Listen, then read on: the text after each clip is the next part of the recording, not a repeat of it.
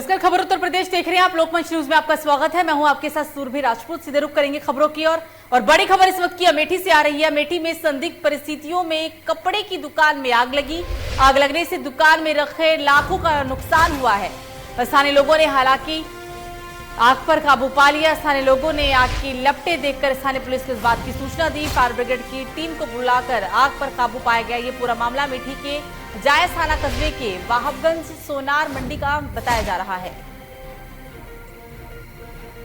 बड़ी खबर आप अमेठी से देख रहे हैं। अमेठी में जायस थाना कस्बे के वाहबगंज सोनार मंडी पे एक कपड़े की दुकान में आग लगी और आग लगने की वजह से लाखों का नुकसान हुआ। हालांकि कड़ी मशक्कत के बाद आग पर काबू पा लिया गया।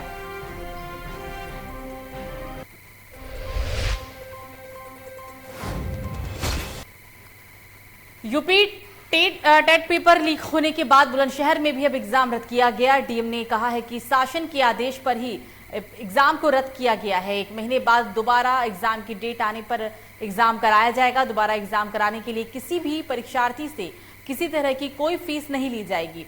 परीक्षार्थियों ने का यह भी कहना है कि आज यूपी टेट का पहला पेपर रद्द बेहद आसान भी था। उनको ऐसी उम्मीद भी नहीं थी कि वो एक बार यूपी टेट का एग्जाम पास कर जाएंगे, लेकिन अफसोस है कि पेपर लीक होने के कारण एग्जाम को रद्द करना पड़ा। अब अगली बार दोबारा नई तैयारी के साथ एग्जाम देने के लिए परीक्षार्थी तैयार हैं।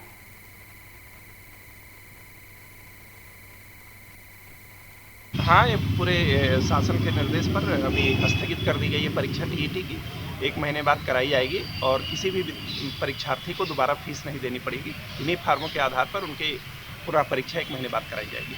सर, वर्तमान बुलेटिन में भी एग्जाम चल रहा है या यहाँ भी रद्द कर दिया गया? यहाँ भी सूचना प्राप्त हुई है। हम अपने केंद्रों पर सबको बता रहे हैं कि वो बच्चों को बता दें पीसफुली तरीके से कि परीक्षा स्थगित हो गई है। 1 महीने बाद पुनः परीक्षा कराई जाएगी। बड़ी मुश्किल से तो डेट आई थी, फिर आगे बढ़ गई। अब देखते हैं। अच्छा, कैसा लगता है कि मतलब आपने तैयारी की थी, फिर एक तैयारी करनी होगी? एक दिन की कीमत पर सरकारी नौकरियां चली जाती हैं। अगर एक दिन भी लेट होता है तो ऐसे में आप 1 महीना आपको लेट कर दिया गया। हाँ, और अभी टाइम लगेगा। वैसे भी डेट आने में कोई 1 महीने कहा ही है। फिक्स डेट का भी तो कुछ पता नहीं है। देखो क्या होता है।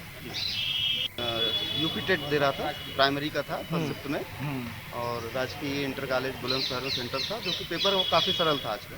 तो क्या रहा, क्या एग्जाम रद्द हो गया, क्या हो गया? हाँ, अभी जिलाधिकारी महोदय जी से सूचना मिली है कि आज का एग्जाम जो है दोनों पालियों को रद्द किया जाए। तो क्या लगता है अभी जो तैयारी आप कर आए थे, अगली बार दोबारा एक बार फिर तैयारी करनी होगी? बिल्कुल कोई बात नहीं भाई, वो है, मगर रद्द होना थोड़ा सा निराशाजनक होता है, क्योंकि विद्यार्थियों का 1 महीने का समय बढ़ जाता है। आने वाली वैकेंसियाँ जो होती हैं उस पर भी काफ़ी फर्क पड़ता है इसका। हाँ, तो समाजवादी पार्टी के राष्ट्रीय सचिव मनोज कुमार सिंह डब्ल्यू शनिवार की रात सूबे की भाजपा सरकार से आहत नजर आए। इस दौरान उन्होंने सीधा योगी सरकार पर जमकर निशाना साधा। साथ ही आग्रह किया कि सत्ता नहीं संभल रही है तो उसे छोड़ दें, अन्यथा जनता आपको हटा देगी। उन्होंने ये भी कहा है कि धक्का देकर ना तो सरकारें चलती है और ना ही एम्बुलेंस। जो सरकार एम्बुलेंस का संचालन समुचित ढंग से नहीं कर पा रही है, ऐसी सरकारों को नैतिकता के आधार पर सत्ता से दूर हो जाना चाहिए। अखिलेश सरकार की दी हुई 108 समाजवादी एम्बुलेंस सेवाएं लोगों के काम नहीं आ रही है, क्योंकि सरकार ने पूरी व्यवस्था को बेपटरी कर रखा है। आज थानापुर जमनिया रोड पे रमरजाई के पास 108 खड़ी थी। तेल के अभाव में हम लोगों ने धक्का मार के उसको पेट्रोल पंप तक पहुंचाने का काम किए। और मैं कहूँगा कि बाबा जी, अगर आपसे नहीं संभल रहा है तो छोड़ दीजिए गद्दी, क्योंकि अगर नहीं छोड़ेंगे तो जनता तो आपको छुड़ा ही देगी। यह है 108 अखिलेश जी की देन है, समाजवादी पार्टी सरकार की देन है, और आप लोग तेल नहीं डाल पा रहे हैं। इससे बड़ी विडंबना और कुछ नहीं हो सकती है। हम लोग जब ये 108 लाए थे, लोगों को बड़ी सुविधा मिलती थी। गाजियाबाद के इंद्रपुरम इलाके के निवासी किसान आंदोलन की वजह से काफी परेशान है। रास्ते बंद होने के चलते निवासियों को दिल्ली जाने के लिए मिनटों के सफर के लिए घंटों तक इंतजार करना पड़ रहा है, जिसके चलते उन्होंने आज आम्रपाली सोसाइटी के बाहर जमकर प्रदर्शन किया। रेसिडेंट्स की मांग है कि किसानों की मांग पूरी हो चुकी है, इसलिए अब उन्हें रास्ते खोल देने चाहिए। इसी बात को लेकर उन्होंने सरकार पर भी आरोप लगाया। उन्होंने कहा है कि सरकार अगर किसानों को वोट बैंक समझती है तो हम भी वोट बैंक ही हैं। रास्ता खोलने की मांग को लेकर लोगों ने शांतिपूर्ण तरीके से अपना विरोध जाहिर करते हुए अधिकारियों को ज्ञापन सौंपा। कि फेडरेशन ऑफ एओए के तरफ से ये आह्वान है और इसमें आम जनता सब लोग हम लोग के साथ खड़ी है। और लोग कह रहे हैं कि भाई, कोई कह रहा है किसान ब्लॉक कर रखा है, कोई कह रहा है पुलिस ब्लॉक कर रखा है। हम तो कह रहे हैं भाई रास्ता खोल दीजिए, चाहे जिसने भी ब्लॉक कर रखा हो। आज हम लोग जिस कदर से 1 साल से परेशान हो रहे हैं और अब तो सारे वापस ले लिए गए हैं, उसके बावजूद भी हम लोग इस तरह से परेशान होते रहे। तो आप बताइए, आज एयरपोर्ट के लिए जाना हो तो, रेलवे स्टेशन के लिए जाना हो तो, सभी चीज़ों के लिए केवल यही रास्ता है। हमारा प्रोग्राम है कि हम यहाँ से नेशनल हाईवे के ऊपर जाके एक मानव श्रृंखला बनाएंगे और मीडिया के थ्रू एक शांतिपूर्वक तरीके से उनका ध्यान आकर्षित करने की कोशिश करेंगे कि पब्लिक को इससे दिक्कत हो रही है, आम पब्लिक परेशान है, आने आने में दिक्कत होती है। जिन बच्चों को स्कूल कॉलेज जाना हो उनको दिक्कत हो रही है, किसी पेशेंट को हॉस्पिटल जाना हो उनको दिक्कत हो रही है, जिनको ऑफिस जाना होता है उनको दिक्कत हो रही है। इसलिए वो आने जाने का रास्ता दें। हमें किसान आंदोलन से दिक्कत नहीं है, किसानों की मांग से हमें कोई दिक्कत नहीं है, वो सरकार और किसान के बीच का मसला है। लेकिन आम जनता को परेशानी अब नहीं होनी चाहिए, आने आने का रास्ता देना चाहिए उनको, ये हमारी डिमांड है। तो इस बीच झांसी से एक बड़ी खबर, जिले में खाद की किल्लत से किसानों में मचा हाहाकार। सोसाइटी पर पुलिस की मौजूदगी में हुआ खाद का वितरण। खाद न मिलने से किसानों में पनप रहा है काफी आक्रोश। खाद आने से हजारों की संख्या में किसान खाद खरीदने के लिए पहुंचे। खाद को लेकर पुलिस और किसानों के बीच बहस भी हुई। झांसी जिले के बनलोआ सहकारी समिति का ये पूरा मामला।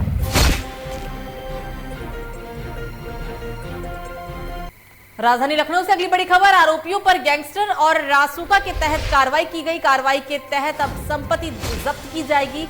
परीक्षार्थियों को आई कार्ड दिखाकर यूपी बसों में फ्री आने जाने की सुविधा भी मिलेगी। ये कहना है योगी आदित्यनाथ का। दोबारा परीक्षा के लिए अभ्यर्थियों को नहीं देना होगा कोई भी अतिरिक्त शुल्क।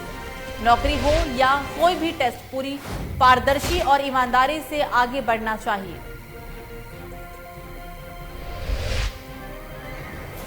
तो राजधानी लखनऊ में ही इजराइल से आए 3 जेब्रा में से एक जेब्रा की मौत हो गई। लखनऊ चिड़ियाघर के डॉक्टर फेल हुए इलाज करने में। जेब्रा के इजराइल ने लखनऊ चिड़ियाघर को दिया था 3 जेब्रा। एक जेब्रा की अचानक मौत हुई है। जेब्रा के उपचार में चिड़ियाघर के डॉक्टर फेल नजर आए। डॉक्टरों का कहना है कि डर कर भागने पर जेब्रा को कल काफी गंभीर चोटें आई थी। चोट गंभीर होने के कारण जेब्रा ने दम तोड़ा। चिड़ियाघर का कोई भी अधिकारी इस मामले में कुछ भी बोलने को तैयार नहीं है। इजराइल से 3 जेब्रा लाए गए थे। एक जेब्रा की मौत हो गई। मौत का कारण बताया जा रहा है कि डर की वजह से जेब्रा भागा और इससे उसे गंभीर चोटें लगी। हालांकि इस मामले में चिड़ियाघर का कोई भी अधिकारी कुछ भी बोलने को तैयार नजर नहीं आया। तो नोएडा सेक्टर 24 थाना पुलिस और शातिर बदमाश के बीच मुठभेड़ हुई। बदमाश के पैर में इस मुठभेड़ में गोली लगी, जिसको इलाज के लिए नोएडा के एक जिला अस्पताल में भर्ती कराया गया। पुलिस शातिर बदमाश की आपराधिक हिस्ट्री जानने में जुट गई है। देखिए, स्नैचिंग को रोकने के लिए हमारी सभी थाने की टीम बहुत एक्टिव है और हम लोग जितने सारे ऐसे हमारे डार्क स्पॉट्स हैं उन सभी जगहों पे लगातार चेकिंग हम लोग कर रहे हैं। इनफैक्ट हमारे पास एक इनपुट था कि कुछ स्नैचर्स जो पहले भी इस एनसीआर में काफ़ी घटनाओं को अंजाम दे चुके हैं वो आजकल एक्टिव हैं और उनका इधर मूवमेंट है। हम लोगों ने उस टिप ऑफ को हम लोगों ने बेसिकली डेवलप किया और डेवलप करने के बाद आज एक घेराबंदी हुई और इस घेराबंदी में एक स्कूटी सवार बदमाश था, वो यहाँ से भागने का प्रयास किया। तो इस बीच सुल्तानपुर से एक बड़ी खबर, सुल्तानपुर में कांग्रेसियों ने सीएम का पुतला फूंका। टीएटी परीक्षा रद्द होने के कारण एसयूआई की कार्यकर्ताओं की गिरफ्तारी हुई। इसके विरोध में पुतला फूंका क्या, कांग्रेस नेता वरुण मिश्रा समेत कई नेताओं की गिरफ्तारी की गई। कांग्रेसी लगा रही है सीएम योगी मुर्दाबाद के नारे।